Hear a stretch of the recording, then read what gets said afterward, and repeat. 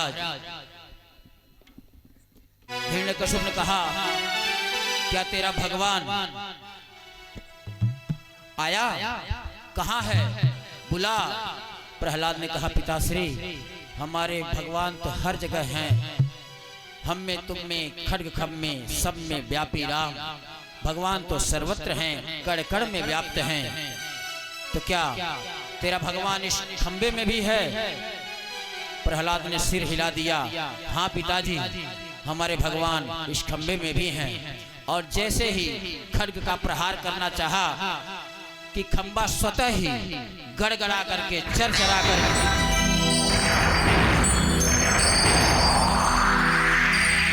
टूट गया और उसमें से जीभ लपलपाते हुए लाल लाल आंखों वाले, बड़ी बड़ी दाढ़ों वाले, बड़े बड़े दांत वाले, सर सिंह का और धड़ मानव का प्रकट हो गए। बोलिए नरसिंह भगवान की जय।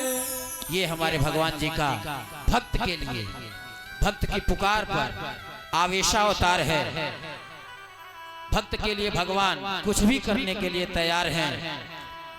वो तो आपके माझी बनने के लिए तैयार हैं, आपके सारथी बनने के लिए तैयार हैं, पर आप उनसे संबंध तो लगाओ, दिल तो लगाओ। सच्चा प्रेमी तो भगवान ही है, जिसको हम कितनी बार कितने जन्म से ठुकराते आ रहे हैं, पर अगर अंत में एक बार कह देते हैं, हे नाथ मुझ अनाथ की रक्षा करो, मैं आपके शरण में हूं,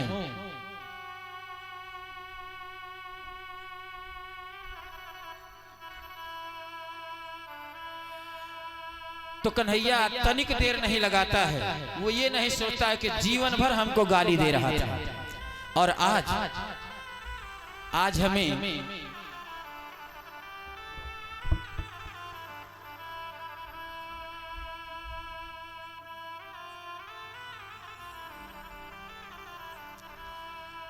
हमें पुकार रहा है। ये मानव का जन्म जन्मांतर का स्वभाव है। जब गर्ज पड़ती है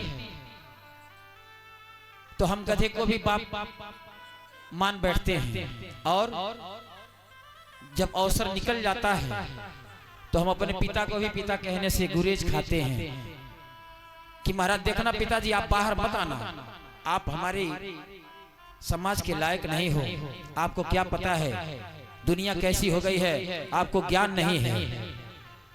अरे पिताजी क्यों नहीं ज्ञान है कि आपको नहीं ज्ञान है? आपको इस योग्य बनाया किसने? उसी बाप ने। सब्जी बेच बेच करके, गेहूं अनाज चावल बेच बेच करके अगर आप डॉक्टर इंजीनियर दरोगा या जज कलेक्टर बनाया तो महाराज तुम आज बने हो जज कलेक्टर, तेरे पिताजी को उसी दिन पता था कि हमारा बेटा अगर पढ़ेगा तो जज कलेक्टर बनेगा। बोल वृंदावन बिहारी लाल की। और अगर वो अपने अरमानों का गला नहीं घोटे होते तो क्या आज तुम जज कलेक्टर हो पाते?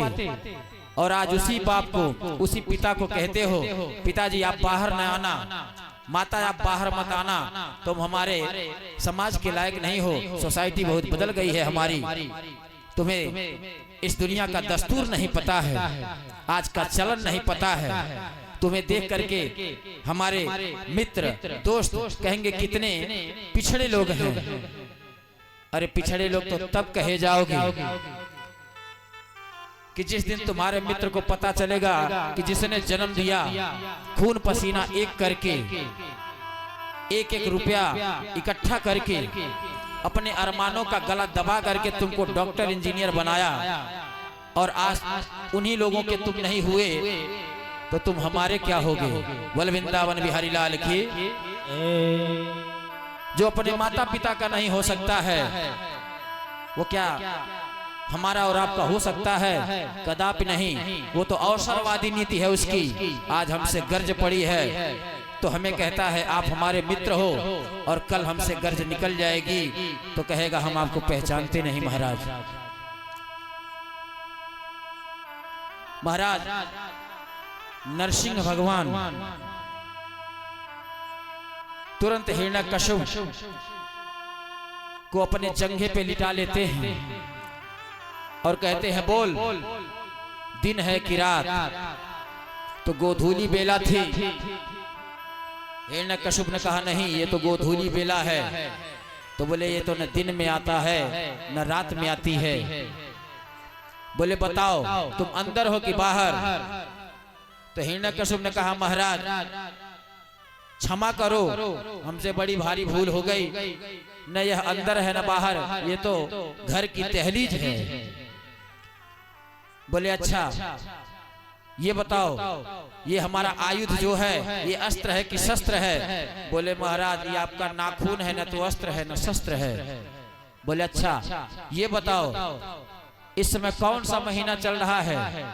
तो बोले महाराज ये 12 महीने में नहीं गिना जाता है, तो अधिक मास है। तो बोले अब तो हम तुम्हारा वध कर सकते हैं। हिरण्यकश्यप ने कहा महाराज क्षमा करो, हमसे बड़ा भारी भूल हो गई, हमसे अपराध बन गई आपकी। बोले नहीं, निज अपराध रिसाई न काहू, निज अपराध रिसाए न काहू। सुन सुरेश रघु नाथ स्वभाव, सुन सुरेश रघु नाथ लुभाओ।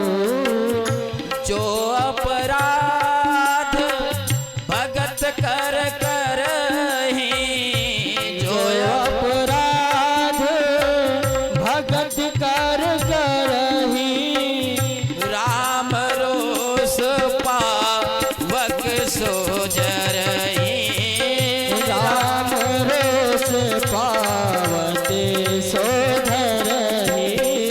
राम रोष पावक सोजरही। राम रोष पावक सोधरही। कि अगर तुमने मेरा अपराध किया होता ना तो मैं तुम्हें क्षमा कर देता, लेकिन तुमने तो हमारे भगत का, हमारे प्रिय जो कि हमारे हृदय हैं, उनका अपराध कर दिया है। एक बार तुम मुझे गाली भी दोगे तो भी मैं तेरा कल्याण कर दूंगा, लेकिन अनजाने में भी अगर हमारे भक्त का अपराध बन गया और तुमने तो जानबूझ करके किया है तो वो तो अक्षम्य है। देखिए संकल्प दो तरह का होता है या क्रिया दो तरह की होती है। एक होती है सकाम क्रिया, एक होती है निष्काम क्रिया। एक होता है सकाम निष्कल्प संकल्प, एक होता है निष्काम संकल्प। आप भागवत कथा कर रहे हैं श्रवण, अगर आपने संकल्प में अपनी कामना जोड़ दी